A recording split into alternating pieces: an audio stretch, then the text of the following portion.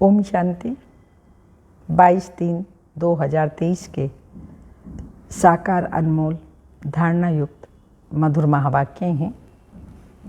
भगवान को, शिव बाबा को कहते हैं परोपकारी, रहम दिल, दया का सागर। शिव बाबा परोपकारी है तो बच्चों को भी ऐसा ही परोपकारी बनना है। बाबा ने आज कहा है, अगर हम क्रोध करते हैं ये भी अपने ऊपर अपकार करते हैं, परोपकार नहीं। जब क्रोध करते हैं तो दूसरा भी क्रोध में आ जाता है, तो ये उसके ऊपर भी हमने अपकार किया। तो बाबा बच्चों को यही आज शिक्षा दे रहे हैं, चाहे वो काम का भूत, क्रोध का भूत, लोभ का भूत, कोई भी भूत है, अगर वो भूत मेरे में है, मेरे अंदर है, तो मेरी वृत्ति से वातावरण बनता है। तो मैं ऐसे वातावरण बनाने का कोई पाप कर्म ना करूं, जिससे मुझे ही 100 गुना उसकी भारी सजा मिले। तो सुनते हैं मीठे बाबा के महावाक्य। मीठे बच्चे, देही अभिमानी हो रहना ये बहुत बड़ी मंजिल है। देही अभिमानी को ही ईश्वरीय संप्रदाय कहेंगे। उन्हें बाप और परम धाम के सिवाय कुछ भी सूझेगा नहीं। क्वेश्चन, किस एक बात की धारणा से भविष्य 21 जन्मों के लिए पूंजी जमा हो जाती है?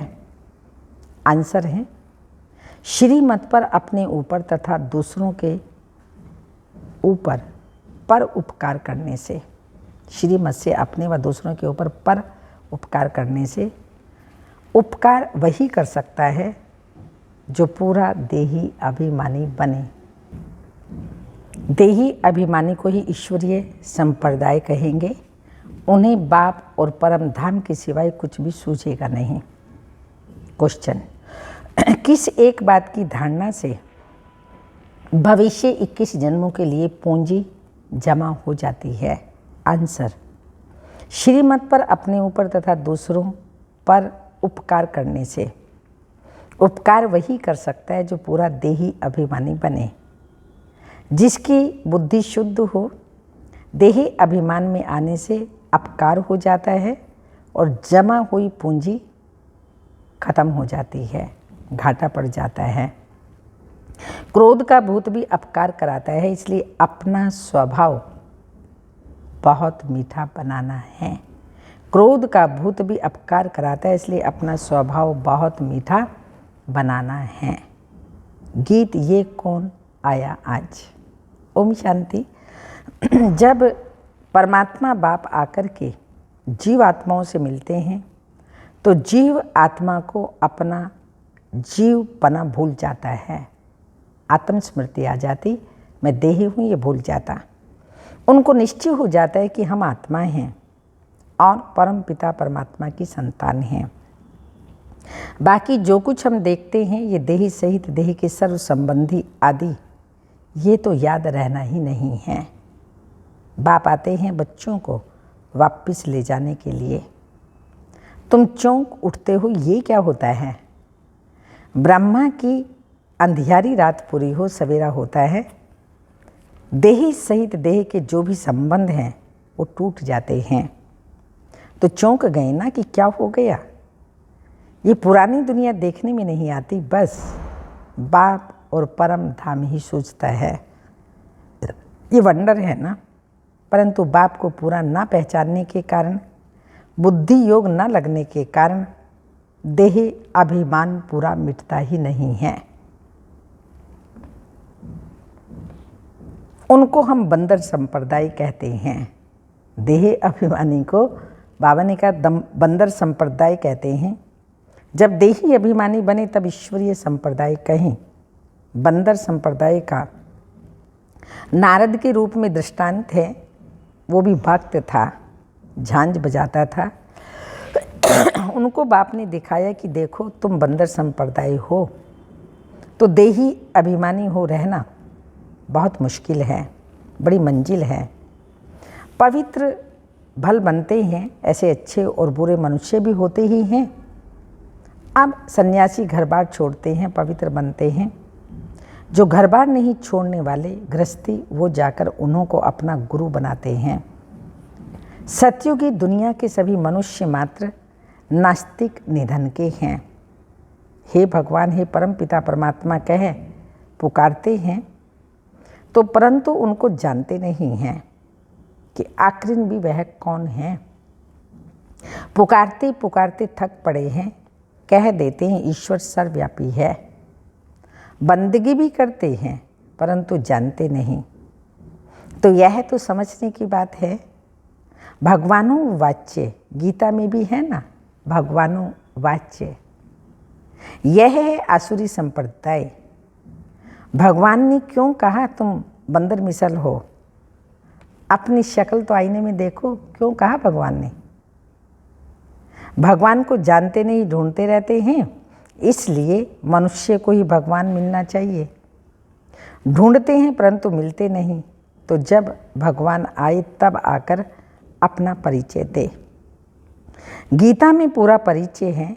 कहते मैं रुद्र हूँ, मुझ रुद्र ने ये ज्ञान यज्ञ रचा है। अगर कहीं श्री कृष्ण ने रचा तो कहीं मैं श्री कृष्ण तुमको राजयोग सिखलाता हूँ। परंतु श्री कृष्ण ज्ञान यज्ञ होता ही नहीं, यह तुम बच्चे जानते हो। बाकी तो कब सब मनुष्य मात्र आयरन एजेड है, मुख से पत्थर ही निकालते रहते हैं। झूठ बोलने वाले के लिए कहते हैं इनका मुंह काला।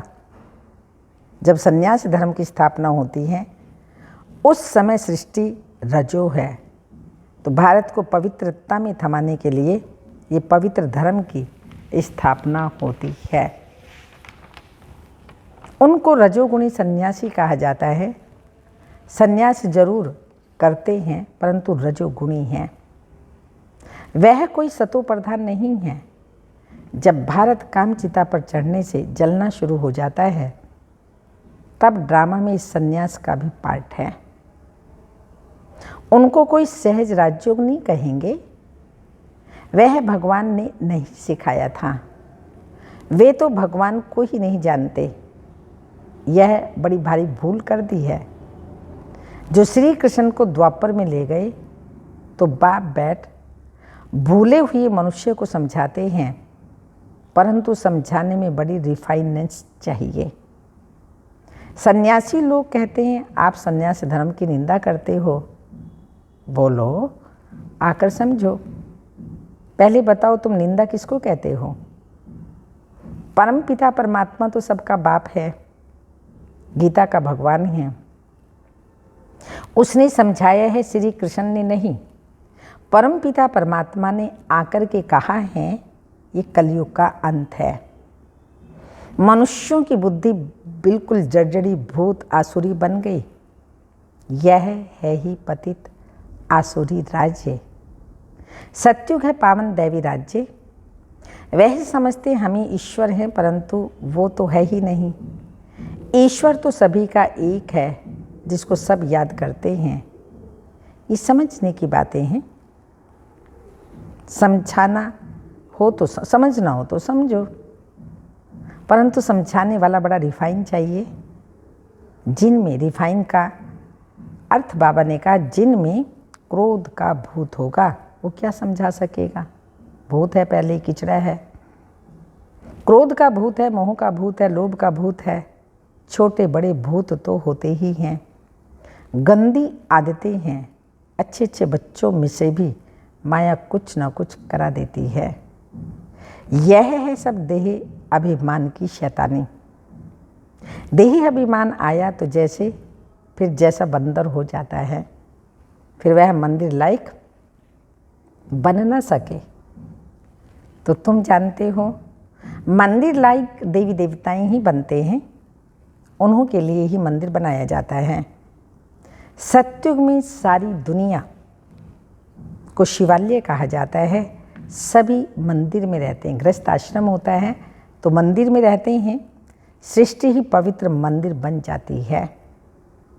विश्वविद्यालय विश्व शिवालय बन जाता है, जिसमें यथा राजा रानी तथा प्रजा सब पवित्र रहते हैं।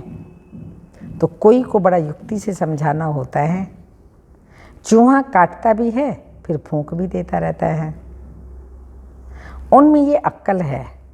कोई सन्यासी आदि आई तो पहले युक्ति से, बाबा ने कहा युक्ति से उनकी महिमा करनी चाहिए। आओ सन्यासी जी, आप तो बहुत अच्छे हो, जो सन्यास किया हुआ है, घर बार छोड़ा है। तुमको मालूम है 2 प्रकार का सन्यास है। एक है घर बार छोड़ने का, दूसरा है घर बार ना छोड़ने का। गृहस्थ व्यवहार में रहते राजयोग सीख स्वर्ग का मालिक बनना होता है, कभी सुना है? कहेंगे यह बात तो कोई भी शास्त्र में नहीं है। गीता में श्री कृष्ण का नाम डाल द्वापर में ठोक दिया है, तो समझेंगे कैसे? फिर चित्रों पर समझाना होता है। तुम्हारा है घर बार छोड़ने का, सभी तो नहीं छोड़ेंगे, प्रवृत्ति मार्ग है ना। तुमने प्रवृत्ति में रहते हुए फिर 5 विकारों का संन्यास नहीं किया है, हम तो कर रहे हैं। हमको मदद मिल रही है परम पिता परमात्मा की। ऐसे ग्रस्त व्यवहार में रहते 5 विकारों का संन्यास करने से हम स्वर्ग का मालिक बनेंगे। सतयुग में देवी देवताएं पवित्र थे, अभी नहीं हैं। कलयुग के बाद फिर सतयुग आना है, तो बाप ही आकर सतयुग स्थापन करते हैं। प्रवृत्ति में रहते कमल फूल समान पवित्र बनाते हैं। तुम कहते हो आग कपूस इकट्ठे रह नहीं सकते, परंतु यहाँ हम रहते हैं। हमारे पास प्राप्ति की ऑब्जेक्ट तो कुछ है नहीं। बेहद का बाप जब आते हैं तब पुरानी सृष्टि का विनाश, नई सृष्टि की स्थापना हो जाती है। ये ज्ञान हमको मिलता है नई दुनिया के लिए। तो बाप कहते हैं देही सहित जो भी तुम्हारे संबंध आदि हैं, सबको भूल अपने को देही समझ मुझे याद करो। ये हमारा राजयोग सतो प्रधान है, अब तो तमो प्रधान है, फिर तमो प्रधान से सतो प्रधान सृष्टि जरूर बननी है। सतो प्रधान बनाने वाला रचयिता बाप ही ठहरा। हम उस बेहद के बाप से यह सीख रहे हैं। सतो प्रधान कैसे बने, तमो प्रधान से, तो ये हम बाबा से, परमात्मा से सहज राजयोग सीख रहे हैं। भगवान एक है। ब्रह्मा विष्णु शंकर को भी देवता कहा जाता है, उनसे नीचे तबके वालों को मनुष्य कहा जाता है।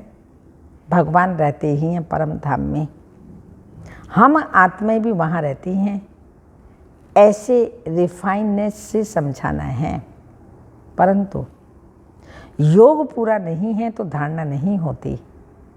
बाबा जो समझाते हैं वह किसी को याद थोड़ी पड़ता है। भल कोई बच्चे कहें हम याद करते हैं, परंतु बाबा मानते नहीं हैं। अगर तुम याद करते होते तो बुद्धि शुद्ध होनी चाहिए और धारणा भी अच्छी होनी चाहिए। धारणा है तो फिर करानी भी है, स्वयं कर रहे हैं तो औरों को भी धारणा करानी है। उपकार करना है। तुम जानते हो बाप आकर सब पर उपकार करते हैं, माया रावण अपकार करते हैं। तो बाप आकर एक ही बार इतना उपकार करता है जो 21 जन्म हमारा उपकार हो जाता है। उपकार कहो अथवा कृपा कहो, आशीर्वादी जो भी कहो, द्वापर में फिर अकृपा शुरू हो जाती है। रावण अपकार करते हैं, श्री मत से ही तुम कोई का भी उपकार कर सकेंगे। फिर देही अभिमानी बना तो अपकार करना शुरू कर देंगे। उपकार करने से भविष्य 21 जन्मों के लिए पूंजी जमा होती है। अपकार करने से जो जमा हुआ होता है वह भी खत्म हो जाता है। जबकि उपकार करना जानते हैं तो करना है ना। हाँ, उपकार करना जानते हैं तो बाबा कहते करना है। उपकार करना नहीं जानते तो जरूर अपकार ही करेंगे। आसुरी मत पर मनुष्य हर 1-1-2 पर अपकार ही करते रहते हैं। काम कटारी चलाते हैं। बाप को भूला, उपकार करना भूला, वह फिर अपकारी जरूर बनेगा। सेकंड में उपकार, सेकंड में फिर अपकार कर देते। अच्छे अच्छे बच्चे कितने उपकारी थे, उपकार करने की शिक्षा जानते थे, अपने ऊपर भी उपकार करते थे तो औरों पर भी करते थे। फिर माया के चक्र में आकर के भागंती हो गए, अपकारी बन पड़े। कितना अपकार करते हैं। मनुष्य समझते कुछ होगा जो भागे हैं, हम फिर कैसे जाएं। उल्टी सुल्टी बकवाद जाकर करते हैं। गोया जो उपकार करके खाता जमा किया, सो फिर अपकार करके अपने खाते को मिट्टी में मिला दिया। ऐसे बहुत हुए हैं और होते भी रहेंगे। देखो, जिसने उपकार किया वही फिर देह अभिमान में आने से अपकारी बन पड़ा। मनुष्य मनुष्य पर अपकार ही करते हैं, उपकार कोई कर न सके जब तक श्री मत पर न चले। अपकार कराने वाली रावण मत है। अभी अभी श्रीमत, अभी अभी रावण मत पर चल पड़ते हैं। क्रोध का भूत आया और अपकार कर लिया तो बाप अपकार का कलंक, बाप पर भी अपकार का कलंक लगा दिया, निंदा करा दी। बाप क्या कहेंगे। ईश्वरीय औलाद ऐसे होते हैं, वह फिर दिल से उतर जाते हैं। कोई का भूत निकल जाता तो फिर महिमा भी करते हैं। क्रोध बहुत खराब है, इसलिए बाबा हमेशा कहते हैं मीठे टेम्पर यानी स्वभाव वाले बनो, मीठे स्वभाव वाले बनो, क्रोध का भूत खत्म करो। क्रोधी टेम्पर अज्ञान है। बाप समझाते हैं ममत्व को बिल्कुल छोड़ना है। ममत्व टूटते टूटते जब अंत का समय आएगा तो संपूर्ण बनेंगे। रेस है ना। बच्चे जानते हैं मम्मा बाबा पहले पहुंचते हैं तो उनके मत पर चल फॉलो करना चाहिए, धारणा करनी चाहिए। माँ बाप के दिल पर चढ़ेंगे तो तख्त पर भी बैठेंगे। अपने से पूछना है हम लक्ष्मी को वरने अर्थात माँ बाप के तख्त पर बैठने लायक बने हैं। अगर समझते हैं हमारे में क्रोध है तो वह कभी दिल पर चढ़ ना सकें, ना भविष्य में महाराजा महारानी बनेंगे। कदम कदम श्री मत पर चलना है। अगर ट्रेटर बन पड़े तो जाकर के चंडाल बनेंगे। हूबहू कल्प पहले वाली बातें बाबा रोज रोज सुनाते रहते हैं, उनमें कहाँ भी फर्क नहीं पड़ सकता। कितना ज्ञान का नशा रहना चाहिए, परंतु जो सर्विस पर होंगे उनको ही रहेगा ना नशा, उनको रहेगा जो बाबा की सर्विस पर रहेंगे। जो जैसी सर्विस करते हैं फल भी जरूर मिलता है। नंबर 1 है नॉलेज देना, उसमें बहुतों को सुख दे चक्रवर्ती बनाना है। औरों को बनाएंगे सर्विस की युक्तियाँ तो बहुत अच्छी बताई जाती हैं। कहाँ भी सर्विस हो सकती है, फिर करके 100 में से 1 जगेगा तो मेहनत है ना। ऐसे ऐसे रात दिन बाबा फिर विचार सागर मंथन, ऐसे ऐसे रात दिन बाबा का विचार सागर मंथन चलता है। अनेक प्रकार के विचार सागर मंथन चलते हैं, फिर कितने विघ्न भी पड़ते हैं। विश्व को पवित्र स्वर्ग बनाना, उसके लिए अथाह ख्यालात चलते हैं। ख्यालात करते करते रात से सुबह भी हो जाती है। गाया हुए हैं नींद को जीतने वाले आदि आदि। बाबा को कभी कभी तो नींद ही नहीं आती है। बच्चों को विश्व का मालिक बनाना है तो इतना फिक्र रहता है। तुम बच्चों को भी इतना फिक्र रहना चाहिए कि हम श्रीमत का पर कहाँ तक चलते हैं। बाप दादा संग हम बच्चों को ही कुल्ला यानी कंधा देना है, सारी दुनिया को रवाना करना है। कहाँ पर? परम धाम में रवाना करना है। सारी दुनिया को जाना है अपने घर परम धाम। अच्छा, मीठे मीठे सिक्की लदे बच्चों प्रति माता पिता बाप दादा का याद प्यार गुड मॉर्निंग, डायमंड मॉर्निंग। रूहानी बाप की रूहानी बच्चों को नमस्ते। हम रूहानी बच्चों की रूहानी माता पिता बाप दादा को याद प्यार, गुड मॉर्निंग, डायमंड मॉर्निंग, ओम नमस्ते। धारणा की पॉइंट है, कभी भी रावण की मत पर चल देह अभिमान में आकर बाप का अपकार नहीं करना है, निंदा नहीं करानी है, श्रीमत पर अपना तथा सर्व का उपकार करना है। क्रोध का भूत, दूसरी पॉइंट है, क्रोध का भूत प्रवेश होने नहीं देना है, अपने अंदर इस भूत को प्रवेश होने नहीं देना। बहुत मीठा स्वभाव बनाना है, युक्ति से सेवा करनी है। वरदान, संपर्क में आने वाली आत्माओं को सदा सुख की अनुभूति कराने वाले मास्टर सुखदाता भाव, मास्टर सुखदाता भाव। आप सुखदाता के बच्चे मास्टर सुखदाता हो, इसलिए सुख का खाता जमा करते रहो। सिर्फ यह चेक नहीं करो कि आज सारे दिन में किसी को दुख तो नहीं दिया, लेकिन चेक करो सुख कितनों को दिया। जो भी संपर्क में आए, आप मास्टर सुखदाता द्वारा हर कदम में सुख की अनुभूति करें। इसको कहा जाता है दिव्यता व अलौकिकता।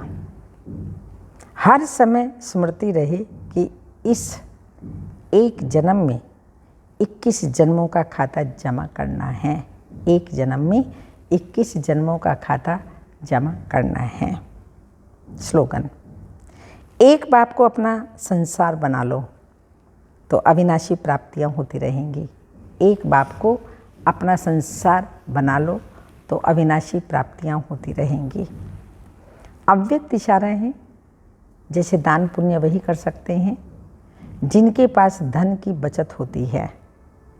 अगर अपने प्रति लगाने जितना ही कमाया और खाया तो दान पुण्य नहीं कर सकेंगे, तो कम समय में रिजल्ट ज़्यादा, कम संकल्प से अनुभूति ज़्यादा हो, तब ही हर खजाना औरों के प्रति यूज कर सकेंगे।